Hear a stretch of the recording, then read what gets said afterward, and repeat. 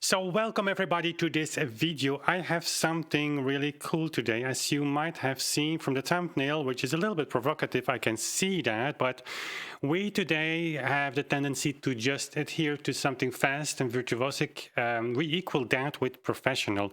And this was not always the case. In the 19th century, you had this distinction between like playing beautifully cantabile with a lot of expression, and you had the developed way of playing, and during the 19th century it was more mechanical, more virtuosic, and so both were not already mixed. Today, as I said, playing fast, playing a lot of notes, singing a lot of notes in this case equals often to like professional. We get the remark often on the channel that you just practice a little bit more, be a professional, then you don't need to play so slow. So I'm not so sure if that was already in the 19th century. I think so. The source I'm going to present to you is from 1828, and it's especially related to singing. Now, we are going to, Alberto and I are going to record the 9th Symphony of Beethoven, actually as a closure. As a final symphony of Beethoven, we have recorded all 8 symphonies. I will update you, by the way, soon about what is happening with our recordings. We actually are on full speed in terms of recording. We're not sharing that as much as we want on YouTube, but that will change. But in December, we are going to record the 9th Symphony with 4 professional singers. So the question or the remark I often get is like, listen, but if you're going to sing on piano, it's fine, you can play slower, that's all good. But if you're going to work with singers, they will lack the breath to just sustain the notes that become obviously longer in whole beat, which is, by the way, if you knew, it's the we call that WBMP, whole beat metronome practice, where actually a full cycle of the metronome defines the note value. So you have 1 and 2 and 3 instead of 1, 2, 3. There is a bunch of videos that we made. We'll link some playlists here in the info cards. But if you play in that, what we call the WBMP, that the long notes in, for instance, the 9th Symphony will become unsingable because people will not have breath enough, or would not have breath enough to just sustain the notes as long as it should. Well, that's the question. In the preparation for the 9th Symphony, which is of course a huge project for us, the rehearsals that have been done so far with the singers are just fine. Instead, they're more than fine. The 9th Symphony was called, apparently, I mean, nor Alberto and I are in these circles of singers, but apparently the 9th Symphony of Beethoven is called also the voice-killing symphony, because you have a lot of intervals for which you do not have the time to just reset your voice or what have you. And so, not going to talk about that, but I'm just saying that the rehearsals we had so far, there is no real problem in singing the 9th Symphony in whole beat. On the contrary, it's giving a lot of freedom, a lot of possibility for expression.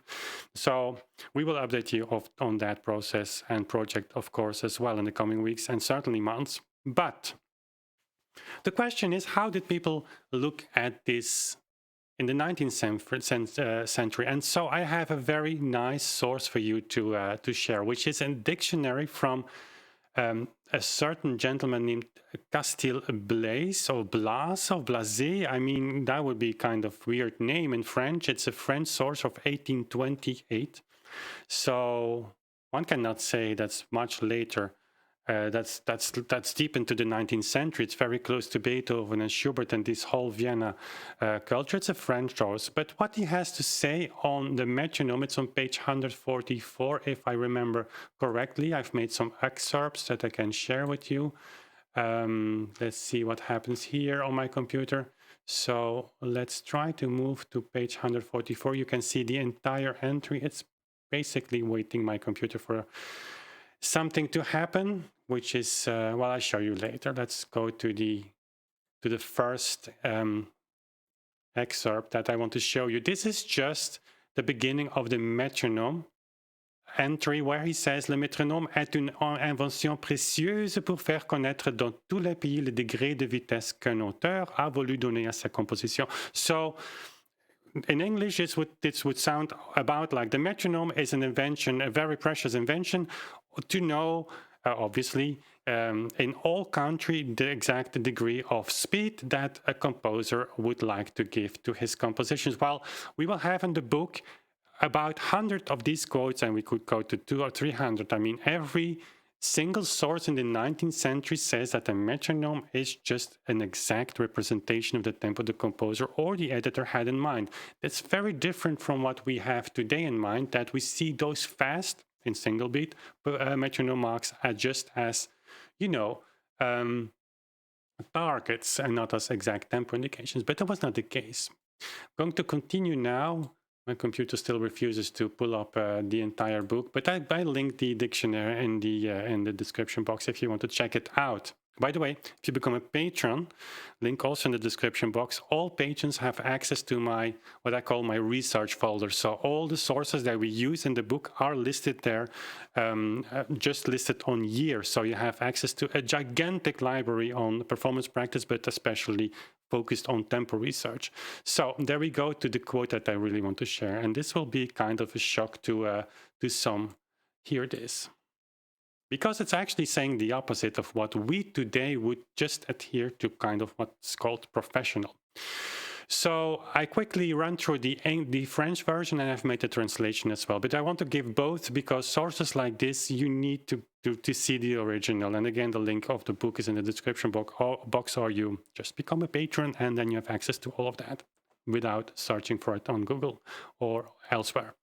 So he's talking about the metronome. It's quite pretty long, and the piece that he writes. And here he says, en général, les chefs d'orchestre, he talks about the provincial orchestras. Les chefs d'orchestre de théâtre de province donnent trop de prestesse au mouvement. Ils se conforment rarement sur ce point aux intentions du compositeur. C'est une faute sans doute, mais elle est involontaire. L'expérience du plus grand nombre des comédiens les force à changer en allegretto le cantable dont ceux-ci ne sauraient soutenir la marche lente et gracieuse. Comme ils ont toute la laine courte, ils respirent 10 fois dans une période et pour épargner aux écoutants une part des hoquets de ces chanteurs asthmatiques, le maître de musique prend le parti de hâter le mouvement. Les rondes deviennent les dés blanches et l'on escamote ainsi les tenues. Le rythme, devenu plus pressant, se fait mieux sentir. Tout le monde le suit et parce que par ce moyen que le bon goût condamne, on arrive à la fin du morceau sans encombre très apparent.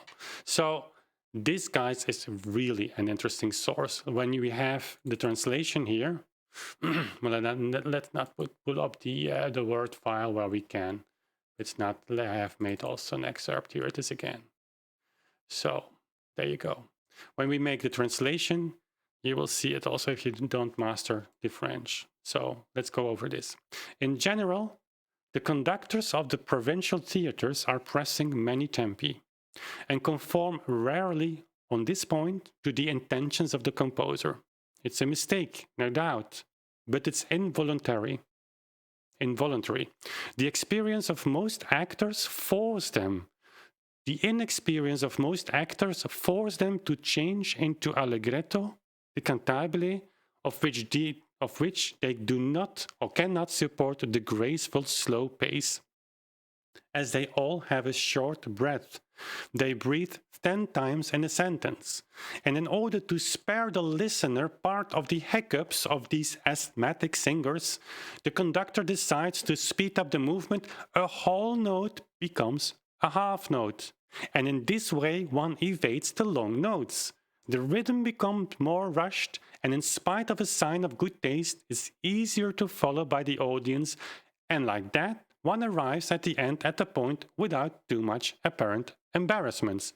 So, again, the link is in the description box. This is just, a quick translation that I made for you in order for you to understand the text. But there are a lot of things here to say. So first of all, when you are an amateur singer, that's of course obviously what he's talking about, the orchestras in the provincial cities where you don't have the real professionals. So what is actually seen in 1828 here by this author as a professional musician, singer in this case, someone who is able to just hold long notes. And so in order to not be embarrassed, on the countryside, what happens is that conductors speed up tempi so much that suddenly in slow movements, the singers are actually do not have to hold these long notes and do not have to, breathe 10 times, as he says, a little bit ironic, a little bit sarcastic here in phrase, but that they don't have to breathe 10 times during one phrase or one note, as the professional singers would do. So today, when we say, yeah, listen, I cannot play that, I cannot sing that because I cannot hold my breath long enough, well, then you should be careful, because in the eyes of the 19th century musician or composer, you are actually a provincial singer, like an amateur. And what he says here, a whole note becomes a half note. That's so true for what happened there, even in the 20s. Tempi were sped up here by force because people could not sing it. They had to speed up the performance in order to be able to sing it. But in general, tempi went through the roof in 10, 20 years. And literally what the author is saying, whole beat becomes single beat. Of course, that's a way of saying, because we know that single beat tempi, when you take the metronome marks, literally are often like impossible to sing or to play.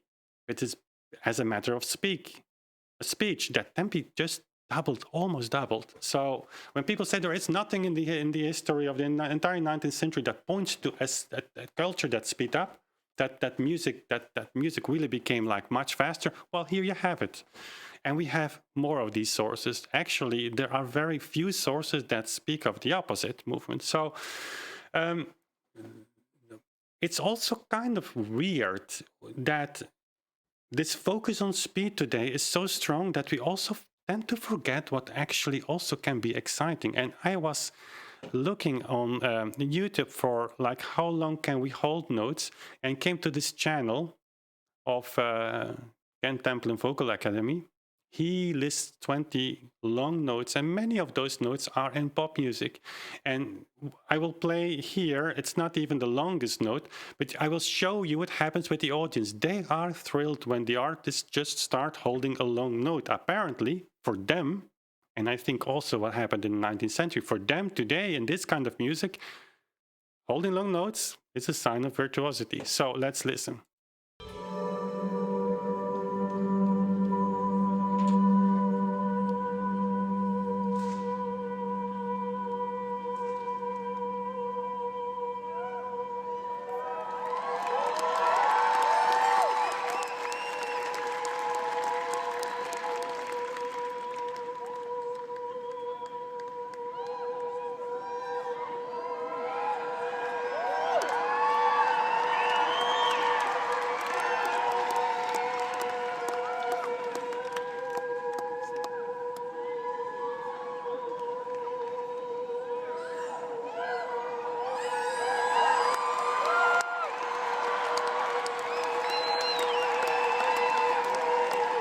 All right, we've made it to number 2 with.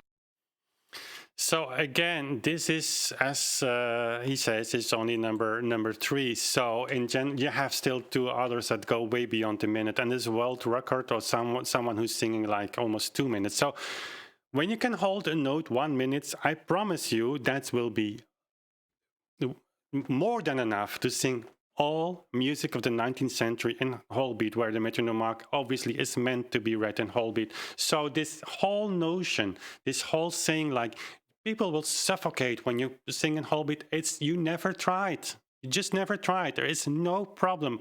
The music that we've tried, also the Schubert songs that we have tried, no problem at all. And by the way, but we come back on that later, you can breathe under slurs and bows. It's a common practice. You still, in the 19th century, had the practice of the 18th century, where you actually are like making clear what the motives are in the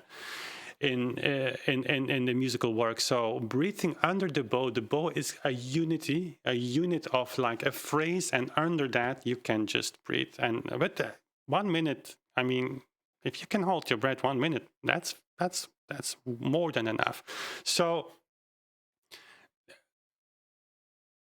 I don't know what the impact will be of this one video. I don't know what the impact will be of the 9th Symphony when we are recording that. I have no idea. Some people are just stuck to a certain idea, and I will keep on repeating for eternity if it's necessary, just the same things over and over again. Again, you cannot breathe, you cannot breathe that long, you cannot hold, you sustain your breaths as long.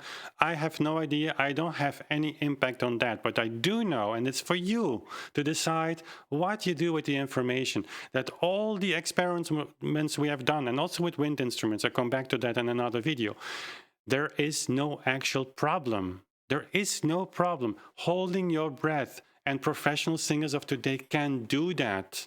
I mean, don't think, I hope you see the irony of the title. They can do that. They are trained for that. They don't have a problem holding their note. Like if you sit next to a singer, professional singer or a woodwind player, and he demonstrates that, you are suffocating yourself because you don't have this experience, or I do, but I mean, I don't. If you're not a singer or a woodwind player, you probably don't have that either. So if you sit next to him or her, you forget to breathe, and you have to breathe because they hold their breath so incredibly long, so they can do that. And that's a little bit, I don't get it. When people can do it, still a lot of people say it's not possible. So I want to get this out of the way. We will also see in bowing, there is no problem. There is no problem. It's a kind of professionalism to just hold long notes. And in the 19th century especially, that was the case. Okay, guys, there you have it. A beautiful source. I think one of the, maybe not most important source, but most explicit sources telling that the tempi sped up almost twice. And when you do that, it's for amateurs because they cannot hold long notes again enough. So we are heading to a new period here on the channel, as I said, where we will bring the tempo research back, but also have a lot of other videos that show you the implication of this, whole beat practice, and also dive into some details of performance practice, because I know many of you are waiting for that. And as detailed as making kind of historical fingerings for Bach and other works, and just show you my practice. Okay, hope you like this video, like and subscribe as always, and then we see each other very soon again. Bye.